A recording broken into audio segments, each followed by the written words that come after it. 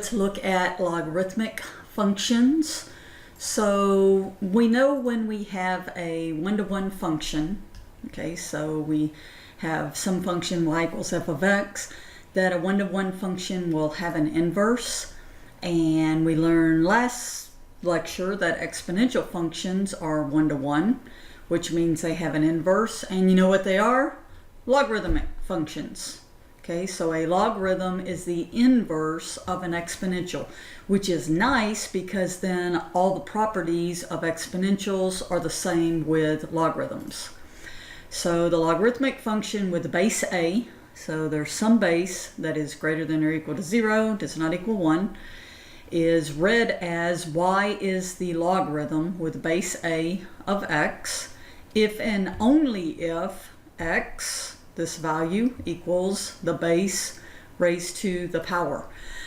So what this is, all this is saying is a logarithm is an exponent.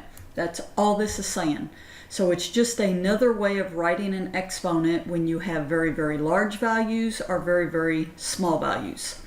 So this whole relationship between logarithms and exponentials is if I have something, for example, 3 to the 4th power equals 81, right? So how that is written as a logarithm is log base 3 of 81 equals 4. So notice all the pieces there. You know, it's always kind of funny because I always hear students say, well, I understand exponentials, but I don't understand logarithms. They're the same thing. It's just the format that they're written in. So you can see that's the base. My value is what's inside my parentheses, and a logarithm is an exponent. So there you go. That's showing how exponentials and logarithms are related. If I have, let's say, going from a log base 5 of 1/5 equals -1, so this is given, and I tell you I want you to change that into an exponential. Well, once again, remember this is the base, so that is saying the base. A logarithm is an exponent, so that's my exponent, is this value in parentheses. Well, if you remember, we said that negative exponents we could bring down to the bottom and the exponent becomes positive, so that makes sense. I can even do this with, say, e to the b equals 9, and thus I have log base e, okay, so that's my base, of 9 equals my exponent. And you're going to see a lot of times we write log base e in a different format coming up. And so if I want to evaluate then, if I have logarithms that I want to be able to say, well, how do I actually evaluate this? Well, once again, write your base raised to what power would equal 16. And typically you write it as a variable. And so if I get the same bases, remember last time we said how do we solve these? We get the bases the same, and now that the bases are the same, we set the exponents the same. So therefore log base 2 of 16 equals 4. Okay, so if we have log base 3 of 1/27 equals what? So in other words, 3 raised to what power will give me 1/27? So 3, go back. Didn't get my pencil going here. Ooh, green, hand done green. So 3 raised to what power will give me 1/27? Well, once again, we want to get these in the same base. So 3 times 3 times 3, so 3 to the 3rd power.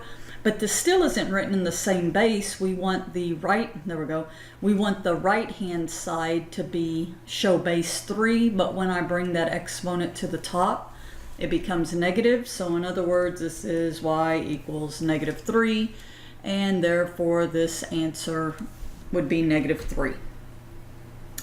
If I have log base 8 of 1 equals what? Once again, this is saying 8 raised to what power would equal 1?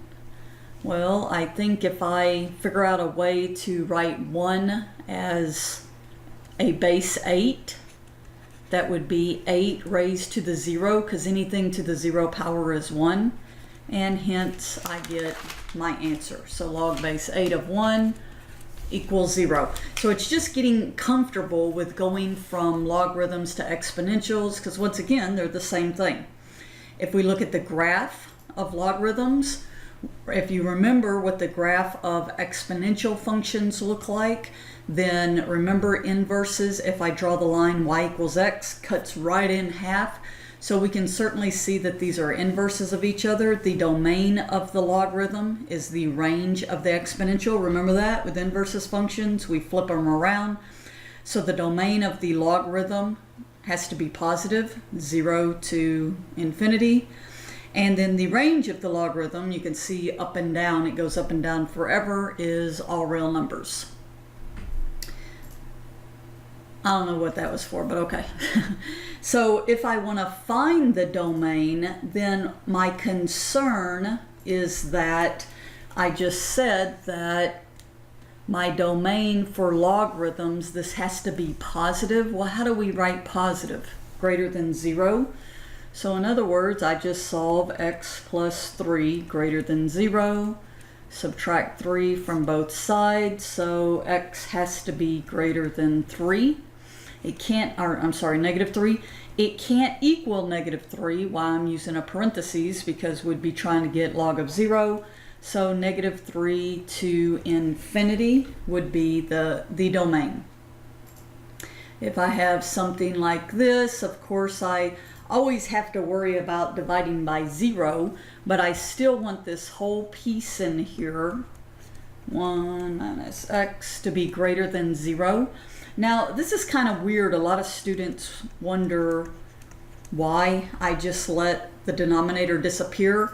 If you old school it and you go the long way, the reason why is what I'm doing is I'm multiplying both sides times 1 minus x, 1 minus x.